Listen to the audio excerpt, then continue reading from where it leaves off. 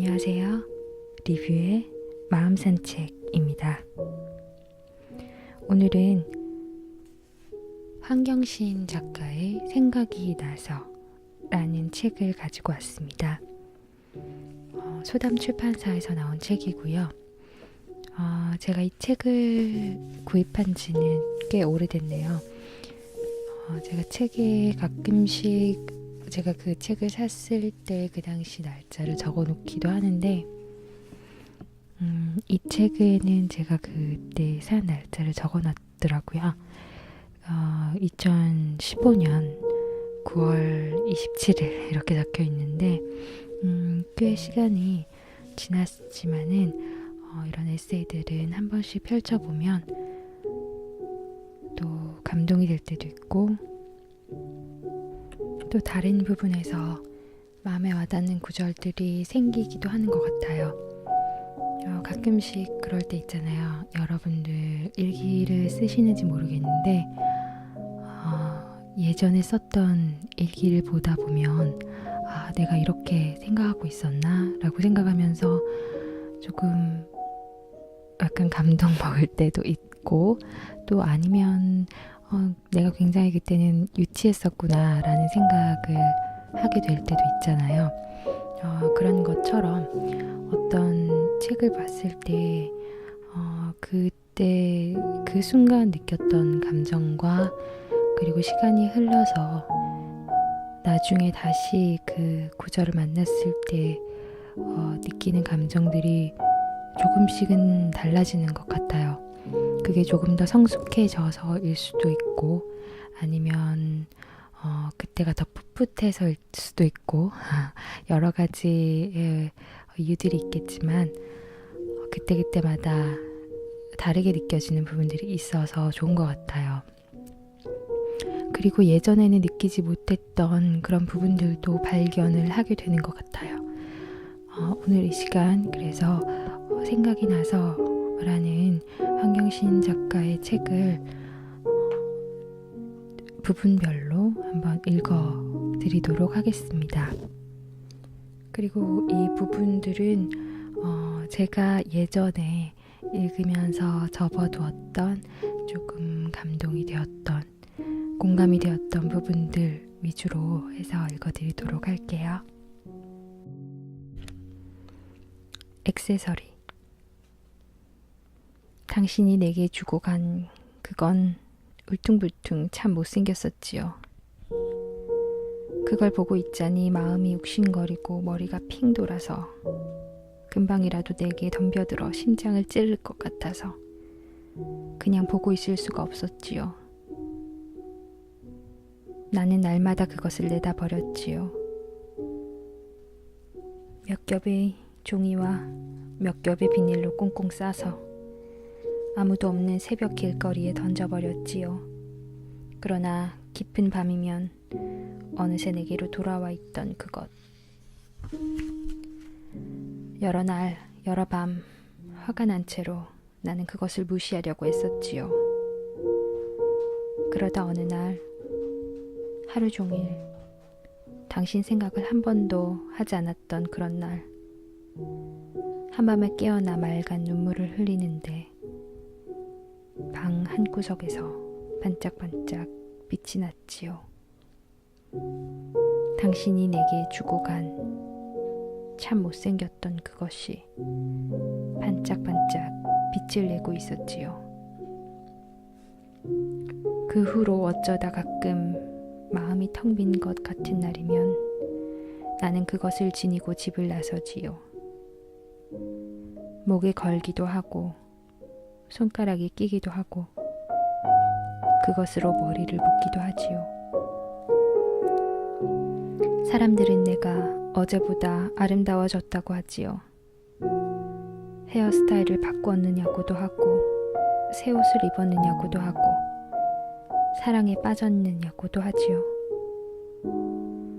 그러나 내가 빛나는 것은 당신이 주고 간 그것 때문. 시간을 견디고 눈물을 견디고 이제야 반짝반짝 빛을 내는 당신이 주고 간 상처 때문.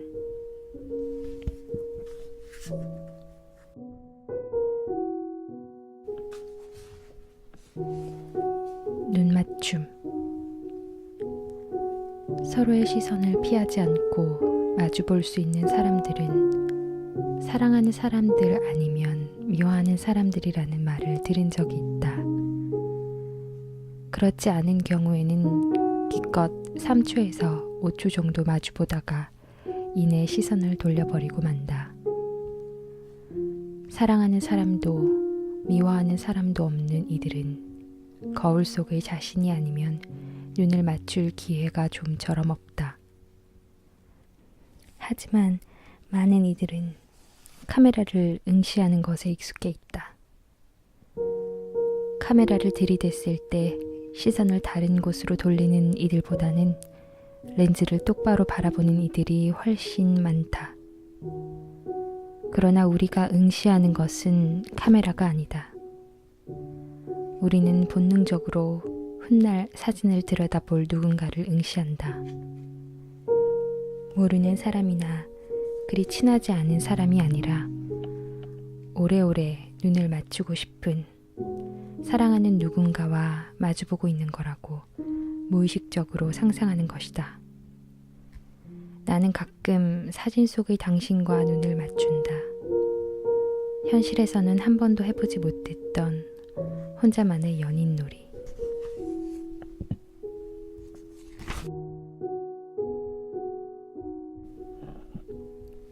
거품. 맥주를 마시다가 시인은 거품을 응시한다.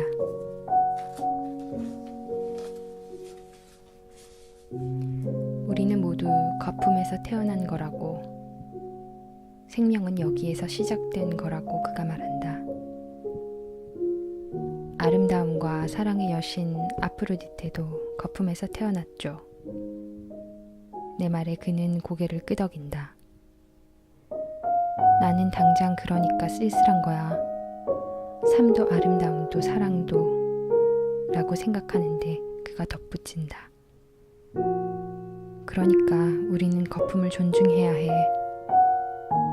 아, 이렇게 단순하고 명료한 시각의 차이와 그것으로 인해 달라지는 세상. 우리가 거품처럼 보잘것 없어지는 게 아니라 거품이 우리와 함께 거룩해지는 순간. 나는 그 순간을 조심스럽게 잡아 작은 보석 상자에 넣어둔다.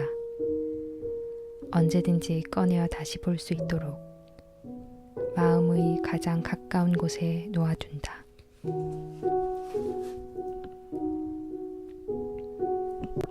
얼마나 지구에서 조금만 떨어져 보아도 안다. 우리가 얼마나 작은 존재인지. 평생을 걸어도 이르지 못할 위대한 땅과 바닥을 볼 수 없는 거룩한 바다와 머리 위의 아득한 하늘이 얼마나 자비롭게 우리를 감싸 안고 있는지. 헤아릴 수도 없고 짐작할 수도 없는 은혜 속에서 나는 얼마나 자만하고 있는지.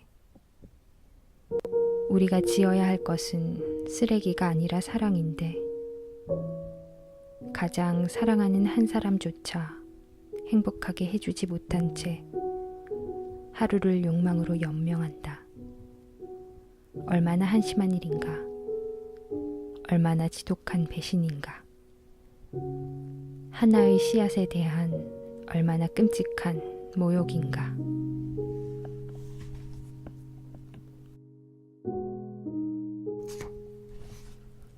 사랑에서 가장 중요한 것. 시의 적절함이란 얼마나 멋진 장점인가. 누군가가 내게 사랑에서 가장 중요한 것이 무엇이냐고 묻는다면 가장 적절하게 시간을 붙잡을 줄 아는 능력이라고 대답할 것이다. 두 번째, 세 번째로 중요한 것 역시 마찬가지다. 이 순간이야말로 모든 것을 이룰 수 있는 때이기 때문이다. 미셸 드 몽테뉴, 베르길리우스에 관한 시편 중에서. 그러나 이 순간이 무엇을 위한 때인지 어떻게 알 수 있지? 손을 내밀 때인지, 마음을 전할 때인지, 기다릴 때인지, 물러설 때인지, 미워할 때인지, 감사할 때인지, 떠날 때인지, 새로 시작할 때인지, 아니면 마음을 접을 때인지. 시간은 손가락 사이로 빠져나가고 아무것도 하지 못하고 아무것도 이루지 못하고.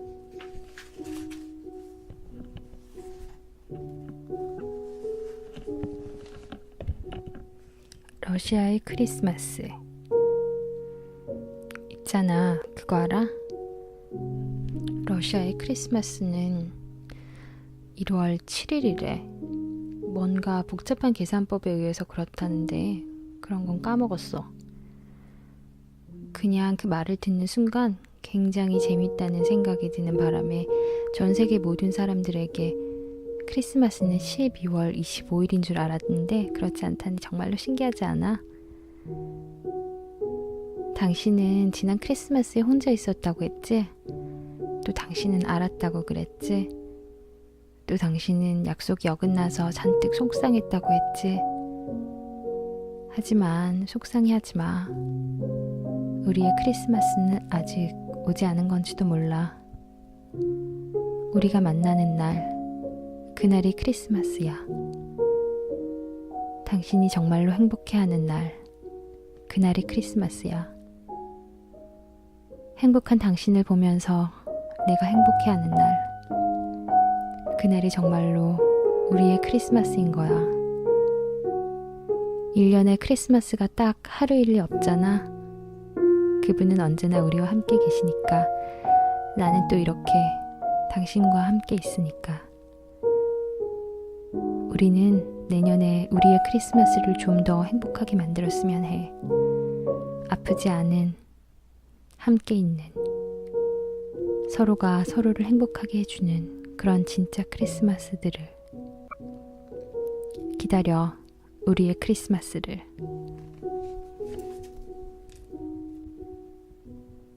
뜨거워, 차가워. 그때 당신이 뜨겁다고 느꼈던 건 이제 생각해보니 내가 차가웠던 거였어. 그때 당신이 차갑다고 느꼈던 건 그러고 보니 내가 뜨거웠던 거였어.